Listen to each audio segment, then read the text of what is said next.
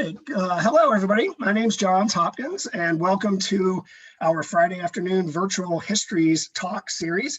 My colleague Nathan Denny's from the Baltimore Architecture Foundation is the Zoom captain, thankfully, as always.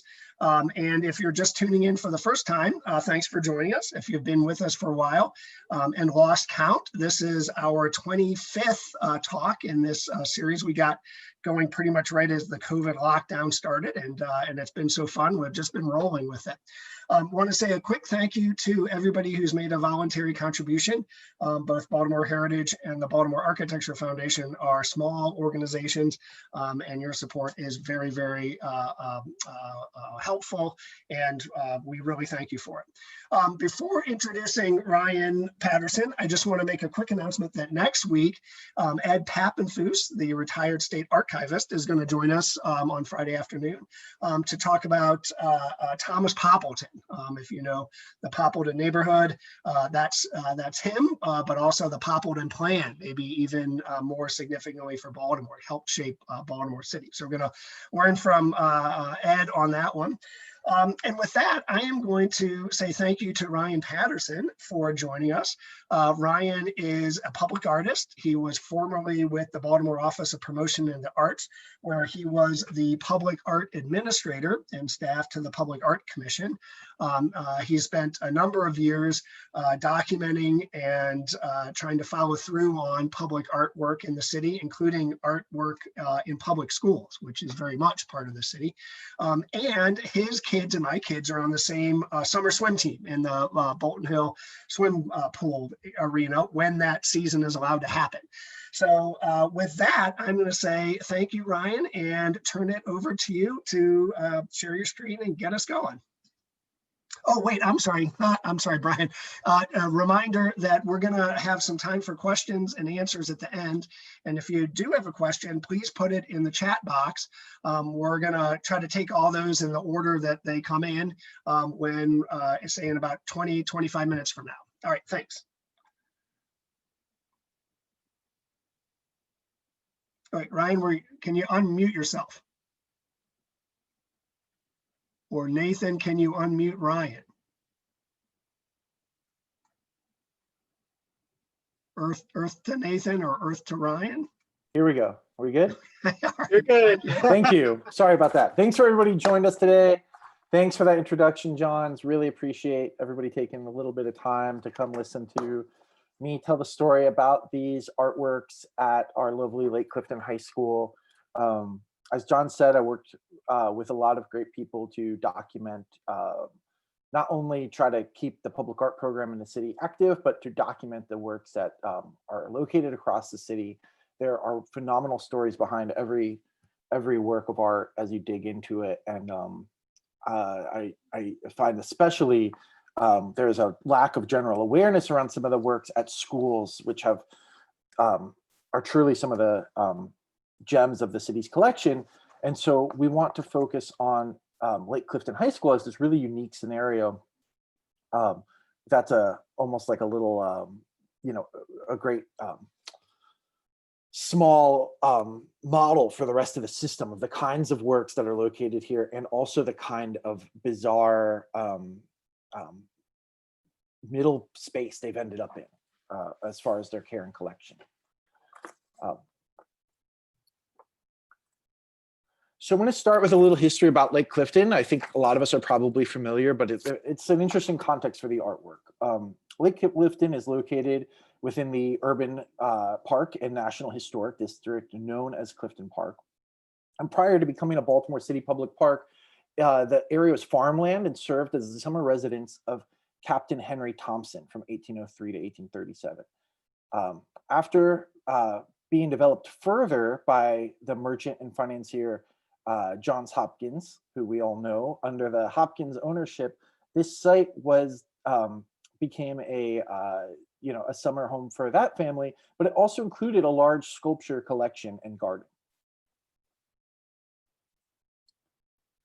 The city drained Lake Clifton Reservoir in the early 1960s, but the site was remained as an abandoned crater for years. And in October of 1965, the Baltimore Sun noted that the site often Rejected as the site of a municipal sports arena, had become a favorite spot for students and amateur paleontologists to dig for pieces of petrified wood and ancient fossils.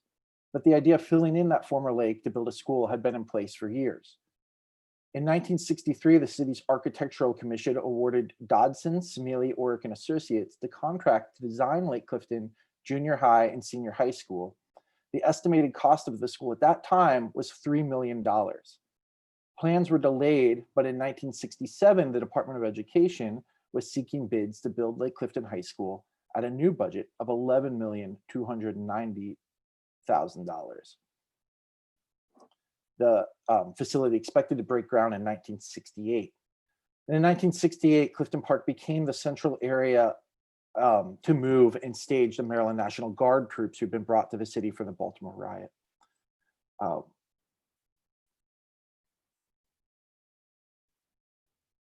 And eventually the school was built on that location. We can see here the former valve house in the background as students are entering the building. That valve house is still there.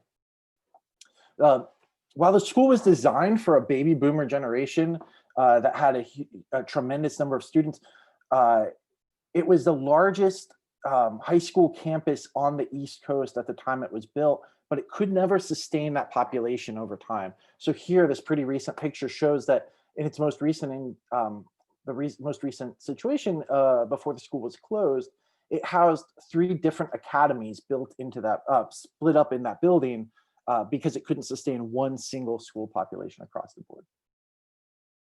But going back to the design, here's a brief timeline of that budget going up. And in 1968, abiding by the recently established percent for art law in Baltimore City, $130,000 was set aside for the acquisition of public art. The architects chose Harry Bertoia, Jordi Bonet, Alexandra Kasuba, John Roden, Owen Russom, Betty Wells, and Edward Wilson to represent the school.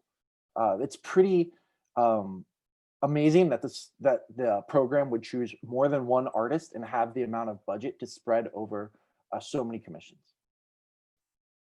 And they worked very closely with the artist. So we're going to start exploring not just the story of the artwork, but the story of these artists themselves.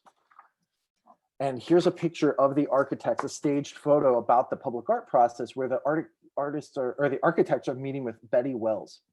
Baltimore native Betty Wells is best often remembered for her long and noteworthy career as an illustrator for NBC TV in Washington, but her career, leadership, and influence as an artist is firmly grounded in Baltimore.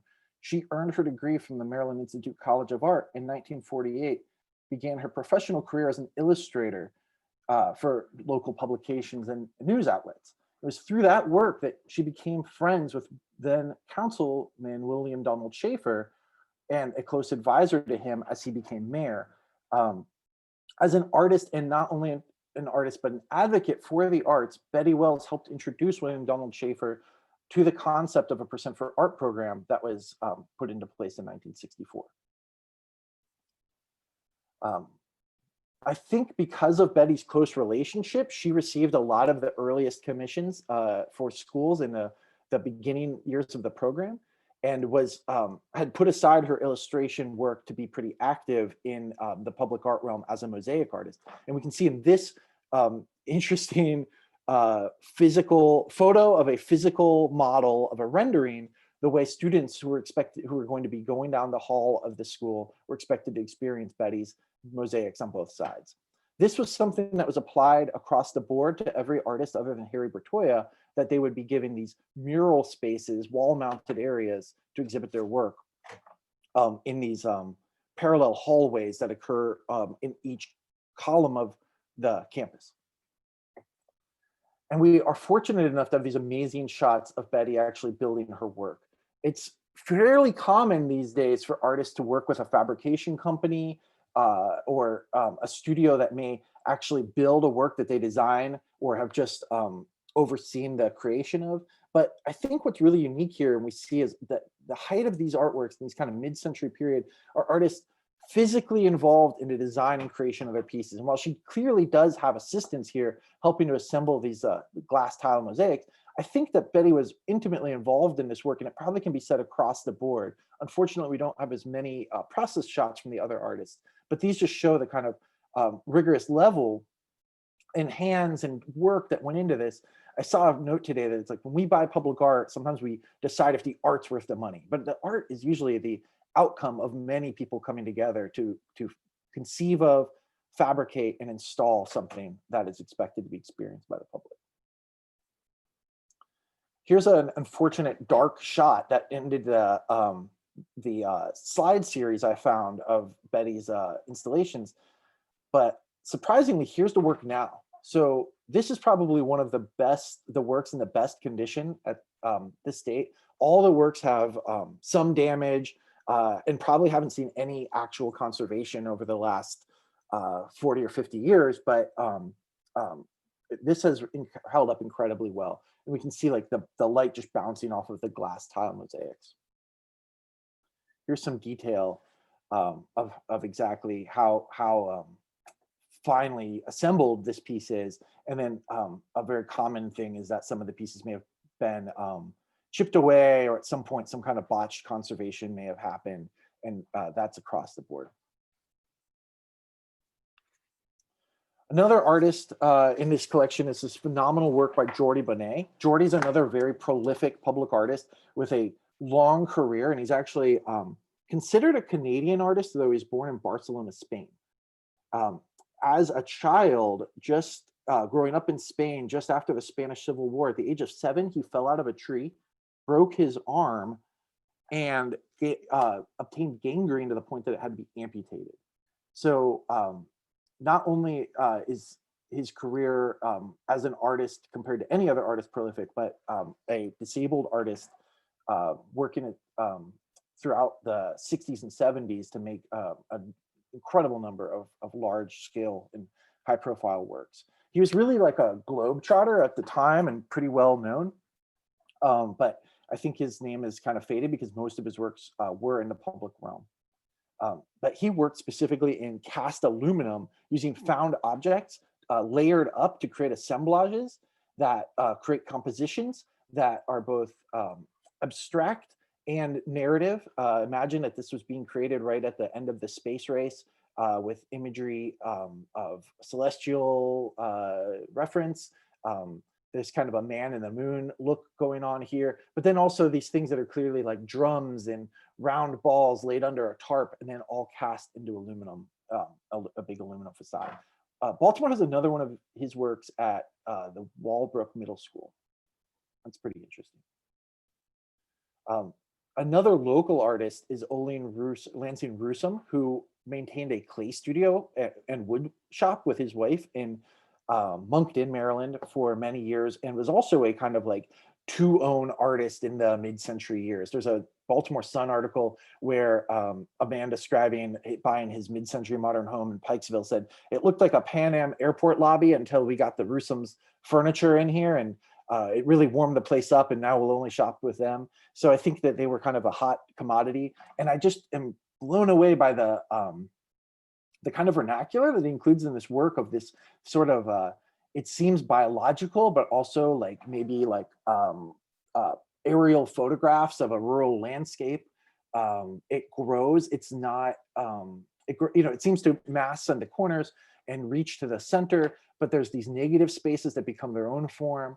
And it is remarkable too that I felt that they didn't like need to fill corner to corner. It's kind of a progenitor of many street art murals that have gotten away from going like across the whole page to something that finds its own space in what it leaves out as much as what it includes. These works are adhered directly to the wall, and they're undulating thick tiles that were probably hand created forms, but I believe it would be incredibly difficult to remove this and not damage the tiles because they're adhered straight to the cinder block walls. And another in that vein is this amazing undulating mosaic wall by Alexandra Kasuba. So another just phenomenal story. Alexandra and her husband escaped Nazi Germany and came to the US, where she became a fibers artist, creating full room installations of stretched in tensile fabric. She created these giant installations in Niagara, New York, and her closest piece to what we see here that I could tell was a large 44-foot long installation that was in the bottom of one of the World Trade Center buildings, but was lost when that disaster happened. So it is possible, because most of her work was fabric, a large body of her work was fabric, and so few of the public installations she created still exist. It could be that this is one of the only pieces of her permanent body of works that are still available to be seen and exist in person. But again, it may be very difficult to remove as the piece is built over a hand form of 2x4 and wooden structure that creates a undulating wall. I'd say it's hard to show in these photographs, but I think it probably comes up to 1.5 feet off the wall in some areas, with these micro marble tiles following the contours. John Roden was an African-American artist who created these two wall-mounted works. They're a combination of welded brass and bronze and glass beads that are incorporated into it. These sides are fairly dark, but if you can imagine that between these brass plates is kind of a brutalist treatment of welding splatter that have inset areas of blue glass beads in here, and are, I feel like, quintessential kind of mid-century form. They remind me of pen and ink doodle abstracted drawing with the kind of form type that we would maybe be used to in kind of like a 1960s, 70s brushstroke or pen stroke, but it's pretty impressive the way he's taken those forms and extruded them off of the wall.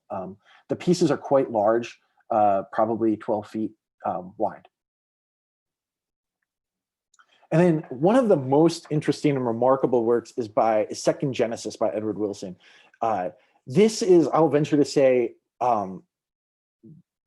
if not the only, one of the only, and probably the only still around pieces of work that reflects Afrofuturism and created at an early stage for, I think, works that would fall into that category.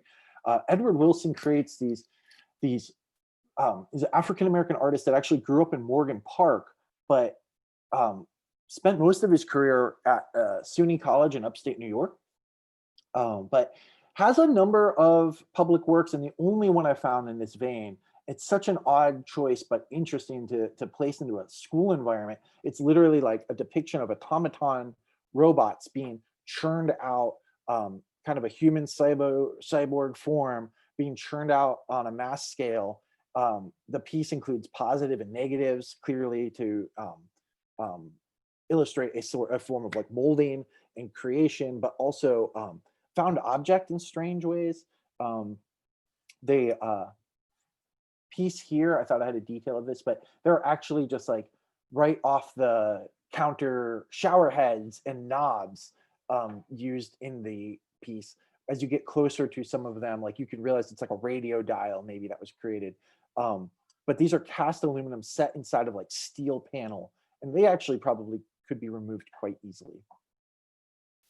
The big monster and probably most valuable artistically on the guy, just like the common art market, is this Harry Bertoia piece, and this is its current condition. It's welded bronze tubing. Harry Bertoia is a well-regarded mid-century artist and designer, an Italian-born American artist. He created architecture, sound art, sculpture, furniture, and a number of these welded bronze tubes that were welded together and then I think hammered or bent into a form. This piece is massive.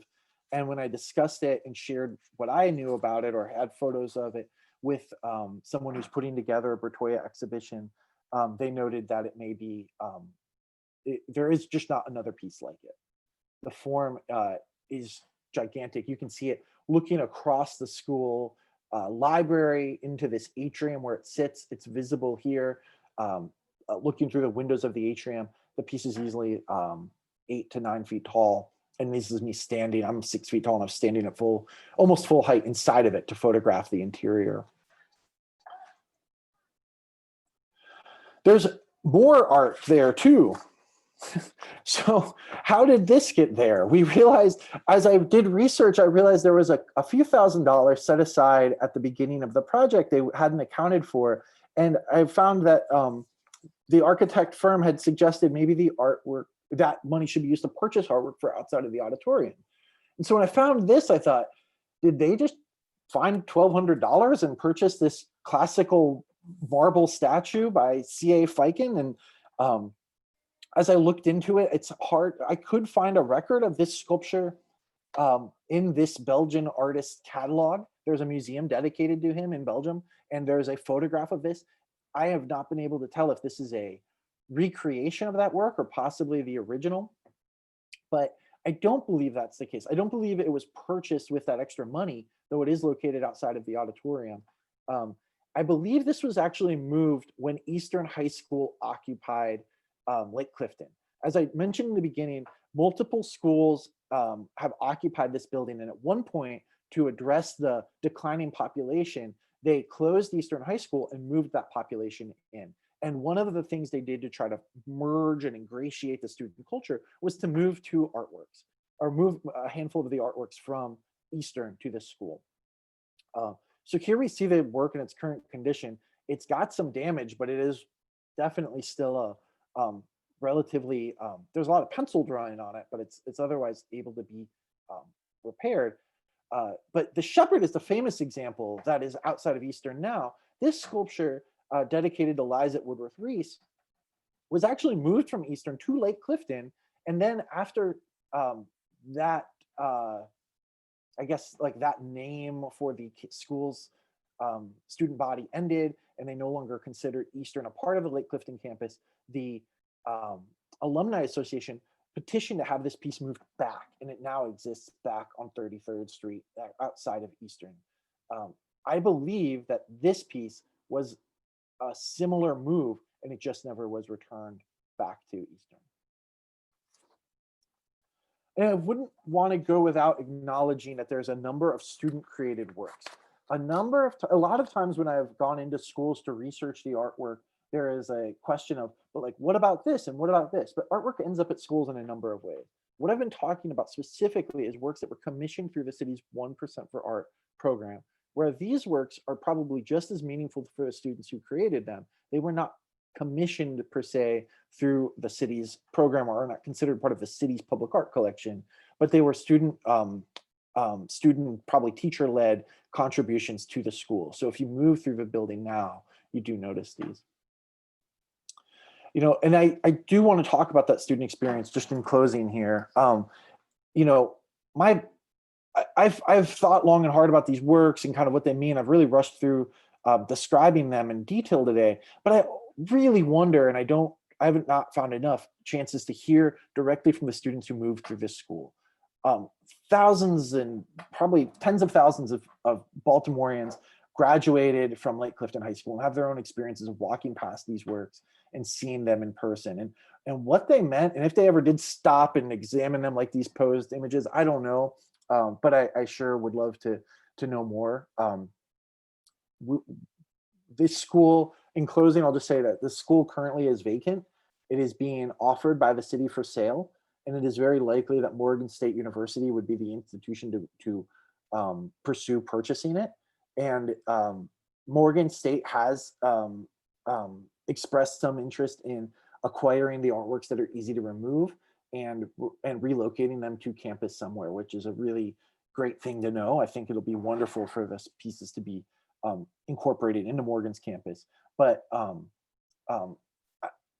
I wonder how we tell the story of any of it and the context they were created in, and how the pieces can be so easily left to just transfer when they're part of our city's cultural heritage. I'll leave it at that. All right, thank you, Ryan. For those of us, and I will count myself as one of them, who have not been inside Lake Clifton High School, a fascinating peak, both historically and like what's going on now. We do have a few questions to start off with. And let's see, it's 1:25. So we'll try to get everybody out in half an hour. Maybe we'll eke out a go over a tiny bit. But we've got two from Jillian about were any of the artists African-American, and how many of the artists are living today? And I think you talked about two that were African-American, but I'll let you have at it. Yeah, Ed Wilson, who made the piece we see here, was African American, and he grew up around Baltimore. And John Roden, who made this piece. And do you know, are any of the artists still living today? So I probably do right here. I think most of them have passed. I was just trying to think if John Roden's still alive. No, John Roden died in 2001. Interestingly, I think the only person who's alive, and I haven't made contact with her yet, is Betty Wells. And I think she is in maybe 100 and living in Virginia Beach. I just met someone who knows her. She's not 100 yet. She would be 94. Okay, well, you got lots of time then. In Virginia Beach. One more question from Jillian. Do you know how the students responded to the artwork when the early years when the first classes began to go in? No, I have not found any. I found those staged shots like I showed at the end, but that's the question. I have only experienced this I was in this building once when. No, I guess I've been in there like 2 or 3 times while there were still schools, but every time I would go, there was less. There was like the first time it was probably fully occupied with 3 charter schools. And I just noticed the art on the walls and thought, wow, there's gotta be a story behind this. But that was maybe 15 years ago.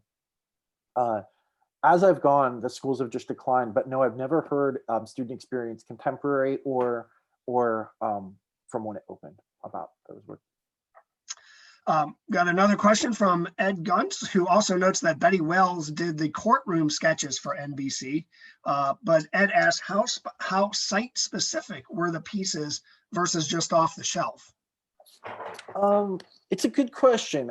So Betty is really well regarded as a courtroom sketch artist. You can Google her name and you can find a great documentary from C-SPAN about her career as that. Which is so cool that they've documented that. What I can't believe we haven't documented is that she probably created our Percent for Art program and probably has great stories about all this stuff. So I hope to dig into that. Site specific. They were created for these spaces, right? Like they're not like I've plopped this here. It could have gone anywhere. Each of these, I'm going to call them murals, were definitely created intentionally to fit this space and to mirror each other and fabricated specifically for this location. Like this is a great example. Like you could not remove this or recreate it. I don't know how much the artists per se like coordinated or communicated. I'm guessing not very much because you see approaches here that are just like, this is about, this is what I do. I do these like undulating forms. And they come off the wall, they have relief, but I don't think that there's like per se a narrative about this that there's an attempt to convey to the students. Compared to this, these pieces similar, maybe they were like, this is the kind of work I make and I'm going to make it to scale. This one I feel like has a story behind it. It has a message. It's impossible not to try to read something into it. Anything to me, especially when you incorporate the human form, directs towards some type of self-reflection, I guess. And,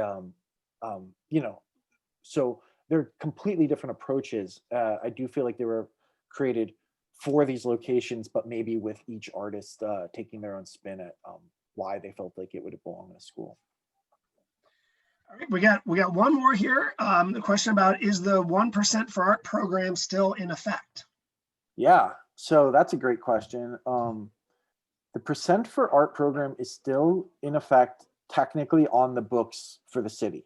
The law was reestablished in 2007 by the Baltimore Office of Promotion in the Arts, and they are charged in their agreement with the city to carry out that program. That said, in my experience, it was not always a very high functioning program. It requires a lot of coordination between the capital improvement budget and the agencies who are receiving money from the capital improvement budget to figure out how they will establish the budget for new artwork and incorporate it. And what the program has always lacked, as I've experienced, and I think that some of this could be an example of, is any collection management expectations, and that is for the administration and the funding. There's no money set aside for maintenance, and there is not a across the board agreement on the role of who should be overseeing and maintaining a collection. And I'm just going to go on that a little bit further, that the school system went through a building boom, much like we're seeing now, right after this law was established. And so that's why the law gets established in 1964 as this project being planned. It's open in 68. It's like a flagship for incorporating these works into the school. And then almost every single school building we have has artwork incorporated into it. Over the years, those buildings barely are maintained as buildings. And we know that in 1997, I guess that's when then Mayor Schmoke comes up with an agreement with the state to break off the school system and make it its own institution. So, North Avenue, as we refer to it, exists on its own and is not under the city's authority per se. And that includes the facility, the maintenance and upkeep of these buildings. So sometimes the pieces would literally disappear. I actually packed a couple extra slides into the end here. I just want to use as a reference. When I started at BOPA, I got quickly, it'll lovingly say, cornered by Marion Mears and Cindy Kelly, who are longtime artists and advocates, who told me that this piece had gone missing.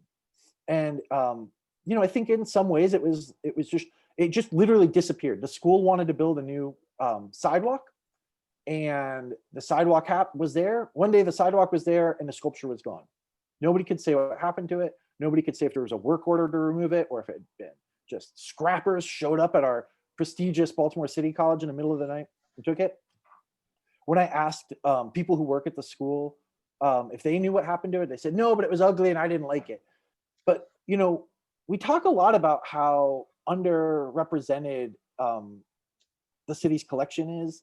And I don't think people realize, like, this sculpture was the first artwork by Eyokunle Odele, who started his career by creating this impressive sculpture and went on to teach for decades in Savannah, in Georgia, and has a long public art career. And a retrospective of his work was published 3 years ago, maybe, and included this piece on the cover. So, I think it's easy to be critical of public art sometimes and say, well, you walk past it and it loses its vitality. It's not that important. But it's literally like the stories of work that artists created by hand and designed for our spaces. And they're, again, like the cultural heritage of our city is wrapped up in these things. So I that's a long answer. The program exists on paper, but there's a long way that we could all be helping to advocate for it to be more robust in its management of of the assets and pieces. Excellent. All right, Ryan, it is, we have gone 5 minutes over our half an hour goal. And I will say, but that no worries. It sounds like you're just warming up. Maybe we'll have to have you back again. We'll have like part 2 on helping us all figure out what we can do to help the school system and its public art. But a sincere thanks. And thank you everybody for joining us. And again, come back next week at 1 for Ed Pappenfuss. And we will see you next week. Have a good weekend. Thanks again, Ryan. Thank you.